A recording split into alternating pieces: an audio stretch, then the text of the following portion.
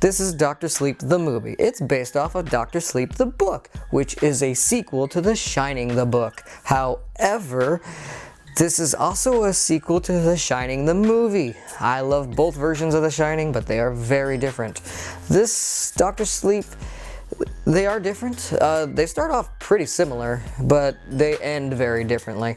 I'm not going to give you spoilers on this, at least I'll try not to give you very many by any means, but I can't promise you you're not going to get any spoilers to The Shining. So if you haven't seen or read that, sorry, you've been warned. It starts off with young Danny Torrance and his mom Wendy moving to Florida to get away from the snow and the spooky ghosts, hopefully. However, unfortunately, he's got The Shining, and that is like bringing ghosts to him like moths to a light. And that creepy bathtub lady ghost, oh, she back, and she's just as gross and naked as ever. In fact, you don't get a hot version of her at all this time. She's just always creepy and gross. Now, see, in the book, Halloran lived, so he is able to help Danny learn how to capture these ghosts and put them away in these little lock boxes.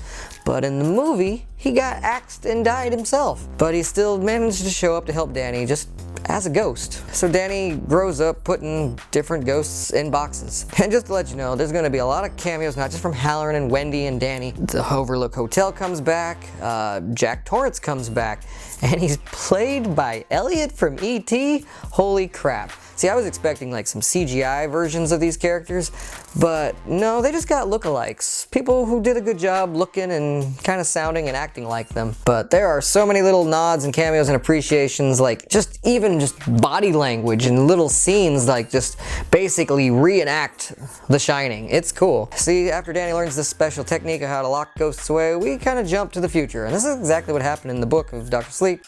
There's a lot of time jumps. He becomes an alcoholic, just like his dad. He hits kind of rock bottom until he ends up in Tiny Town, which is a little town within a different little town. But I mean, it's little. It's really a little town. Like, and he drives a small train around it. I mean, the train is bigger than the town, but it's confusing. It's still small for a train. Anyways, he gets a job doing that, and he moves in on the top of a hospice where he kind of gets a job as an orderly as well, and with the help of Azzy, the cutest cat. Apparently Azzy can predict when people are about to die, so it will lead Danny into their room, and Danny can make dying less scary and less painful for them. He can use his shine to help them transition to the next state of being, and hence the name Dr. Sleep. While living at this hospice and stuff, he's got a chalkboard wall, and he gets messages from this little girl named Abra. There's the bad guys. Gotta tell you a little bit about the True Knot. They are basically Fleetwood Mac if they were evil vampires. A completely different take of vampires, because see, in this, people eat their shine, their steam, as the vampires call it, the knot. The knot, as you will. And yes, Rose the Hat, she's basically evil Stevie Nicks. They do, like Pennywise, torment and hurt their victims because it makes it more flavorful, it makes it taste so much better, it makes it more stronger, it purifies the steam, it purifies the shine. Better for consumption, so they brutally kill children. This movie has a higher body count than the book, so people gonna die. Stays with the book pretty close for the first 2 acts. That third act, it goes in a completely different direction. I'm not gonna tell you how or what happens to it, it's just, I like a lot of it. Do I like all of it more than the book's way of doing it? Probably not. There's some things with the book that I felt they did a little better, but I do like a lot of it. The beautiful hedge maze is back, and that is the one thing I felt was missing in the book. Yeah, you got the weird hedge animals, and when they did the TV miniseries, they brought in those hedge animals, and they looked like shit. The maze is where it's at. That's the one time where the movie definitely did it better than the book. That and the blood elevator, which also makes a great cameo again.